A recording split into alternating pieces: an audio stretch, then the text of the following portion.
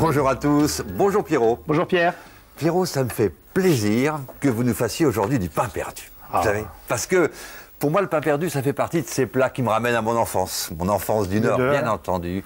Ça fait partie de ces plats tout simples, hein, comme vous dites si bien. Tout simple. Tout simple, mais qui sont merveilleux, enfin, qui rappellent plein de souvenirs. En tout cas, je suis très impatient de les goûter. Mais avant de vous laisser opérer, quand même, je voudrais saluer, mon cher Pierrot, notre invité aujourd'hui, qui est le président des boulangers du Nord, hein, puisqu'on parle du pain, c'est quand même, il était aujourd'hui à sa place avec nous dans notre belle cuisine.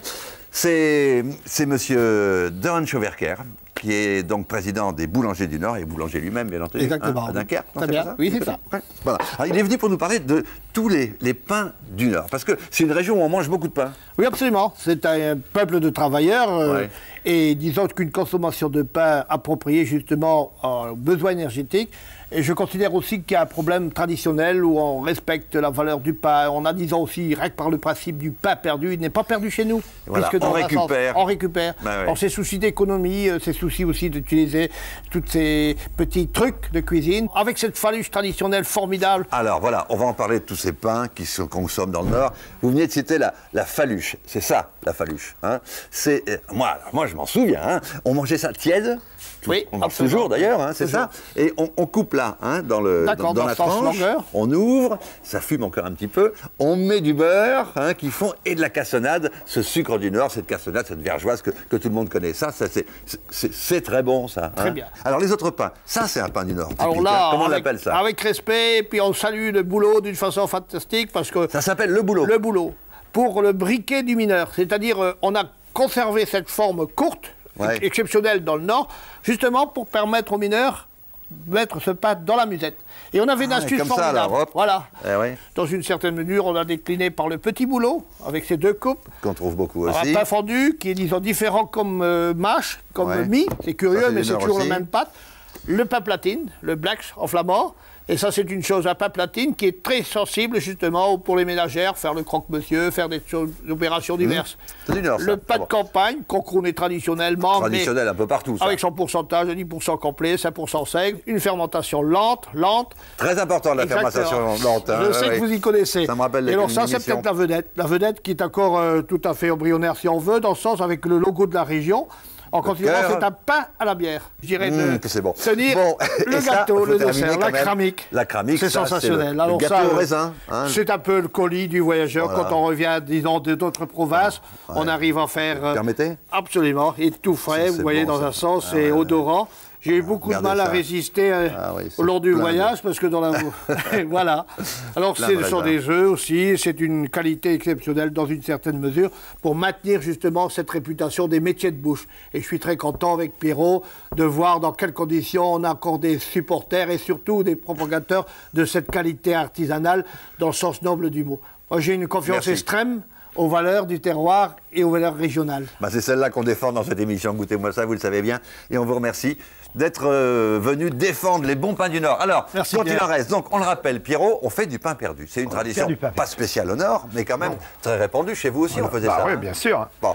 Alors qu'est-ce qu'il faut pour faire du pain perdu? Pour faire du pain perdu, il faut avoir du pain. Hein, ouais. Et alors, en principe, on prend du pain très rassis. Ouais. Alors celui-là, il est peut-être bien rangé, mais c'est du rassis. Il y a 3-4 jours, donc il est rassis. Vous voyez, il est un peu dur, mais normalement, même très rassis, ça peut aller. Donc dans les familles, on prenait les vieux pains qui restaient, qui traînaient, les croutons, comme on dit. On faisait pas perdu avec ça.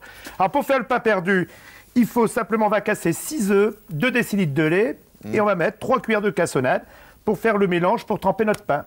Nous mettrons notre pain, tout simplement, à tremper là-dedans, et on le fera revenir avec du beurre et de l'huile. Et nous, on va le servir avec une petite crème anglaise quand même pour faire un petit peu ramener quelque chose. Ça, chez moi, on ne faisait pas de crème anglaise. Hein. Ah, la crème anglaise, c'est le petit supplément qu'on fera, qui fera un petit dessert un peu fait quand même. On va donc faire une crème anglaise. Pour une crème anglaise, il faut 1 ml de lait. On mettra 6 jaunes d'œufs, 125 g de sucre et la gousse de vanille. Une petite gousse de vanille, on dirait des lâchers, hein, des petits lâchers de chaussures, mais non, c'est des gousses de vanille. Et on va pouvoir faire la crème anglaise. Voilà. Et alors, on commence par la crème? On va démarrer par la crème anglaise parce qu'il faut la servir froide. Bon, évidemment, ici, on va tout de suite la faire et on va la mettre au frigo. Et après, on fera notre pain perdu. Et bien, on va attaquer. D'accord, Pierrot. Alors, pour la crème anglaise, il faut infuser son demi-litre de lait avec la gousse de vanille. Alors c'est la vraie crème anglaise qu'on va faire.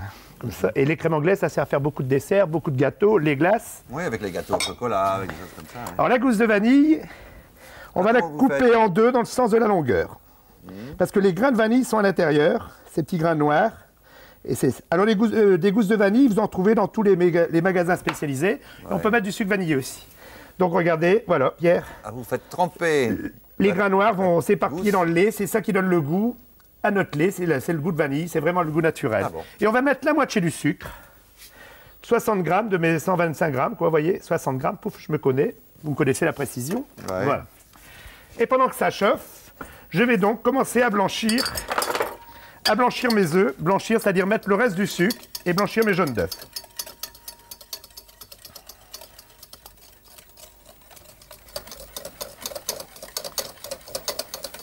Voilà, mes œufs commencent à blanchir. Et dès que mon lait bout, nous le verserons sur les jaunes d'œufs. La Pierre, ça commence à bouillir. Il y a les petites graines de vanille quand même. C'est la vanille, c'est ça, Pierre. Mais ce qu'on va faire... Ah non, mais attends, tout est organisé. J'ai ma petite passoire, et un petit sopalin. Et on va donc passer le lait bouillant. Verser à travers la passoire. Tu vas même travailler un petit peu. Vous allez même travailler. Oui. Hein, vous allez même travailler. On peut se tutoyer, là, on arrive à la fin. Oui. Hop. Et là, je mélange. Hein. Je ne sais pas si j'ai mélangé assez vite. Allez, on mélange un peu plus vite. Du rendement. Ouais. Saloperie de personnel. Parce qu'on est dans mon bistrot ici. Ça va, patron? Ouais. Bien. J'aime pas quand ils disent ça. Ça veut dire qu'ils ont quelque chose à me reprocher. Voilà. Et il n'y a pas de gras noir en principe. Ben, Jean. J'ai pris la précaution de mettre mon bol au froid. Parce qu'après, la crème anglaise ne doit pas dépasser 95 degrés. Donc, dès qu'elle va chauffer, qu'elle va être bonne, je vais tout de suite le mettre dans mon saladier froid, que je viens de sortir du frigo, pour la ramener, qu'elle baisse de température tout de suite. Parce que si on le laisse sur le côté, là, elle va monter à 100 degrés, c'est là qu'il y a des petits points dans la crème anglaise. Ah, très bien. Donc, laissez au frigo pendant une bonne demi-heure quand même. Oui, vous le laissez pour qu'il soit bien froid. Soit bien froid. Et alors, on va la remettre à chauffer. Et puis, vous voyez, il y a de la mousse. Et on va faire ce qu'on appelle fouler. C'est-à-dire, il faut cuire la crème anglaise à 95 degrés. Donc, la mousse, quand elle va commencer à disparaître, ça voudra dire qu'elle est presque à bonne température. Pour l'instant, je vais essayer de le montrer. Après, elle va faire la nappe. C'est-à-dire, je vais faire ici, évidemment. Il ne faut pas que la sauce redescende. Elle commence à être bonne, là. La mousse commence à disparaître tout doucement. Donc là, elle est à peu près, si on prendrait un thermomètre, on a un pomme, elle est à peu près à 85-90. On va encore faire gagner 2-3 degrés.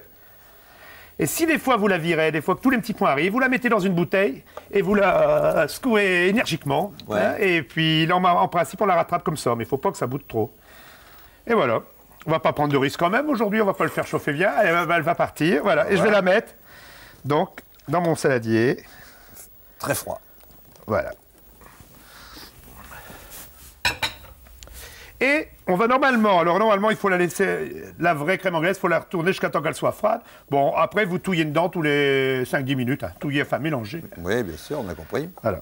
Eh bien, notre crème anglaise, on va la mettre à refroidir. Alors maintenant, on peut passer au pain perdu proprement dit. Alors on attaque le pain perdu, Pierre. Ouais. Alors j'ai cassé mes 6 œufs. 6 œufs, donc en omelette. Je les mets à les casser un petit peu.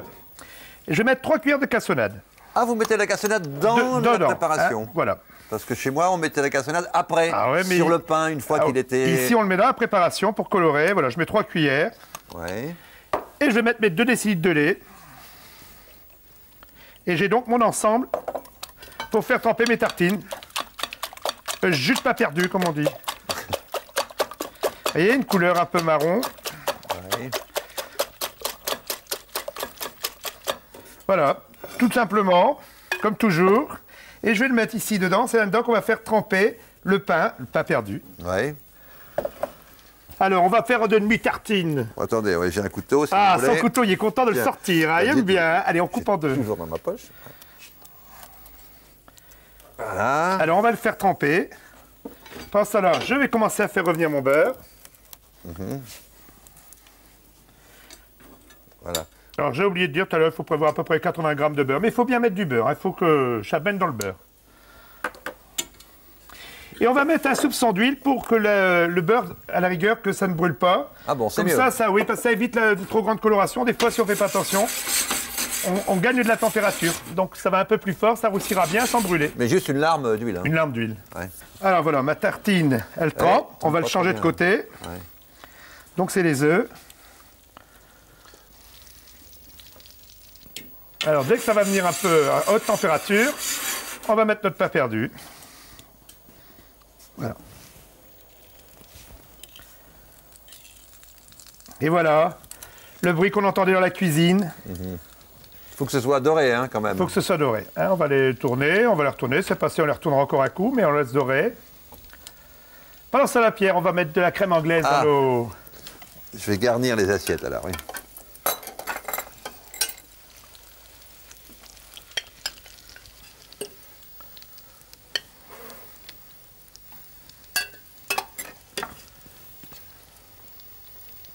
Enfin, ça, c'est un raffinement qu'on ne connaissait pas chez moi, hein, la crème anglaise, quand même, oui. Mais bon. Et voilà. Hop. Voilà vos dorés. Allez, on va remettre un peu.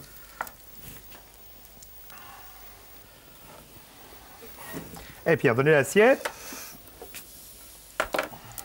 Oh là là. Superbe. Hein?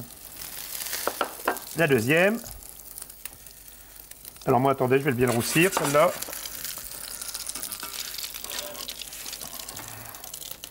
Voilà. La troisième. Pardon. Oh, ça sent bon, hein? Voilà, eh ben on va aller déguster ça avec le président des boulangers qui nous a accompagnés. J'en prends 2 assiettes. Voilà, monsieur. On est 3. Merci beaucoup. Eh bien, écoutez, ça sent toujours bon. J'espère qu'on l'a bien fait. Eh bien, goûtez-moi ça. Merci, Pierrot. Quelques affaires.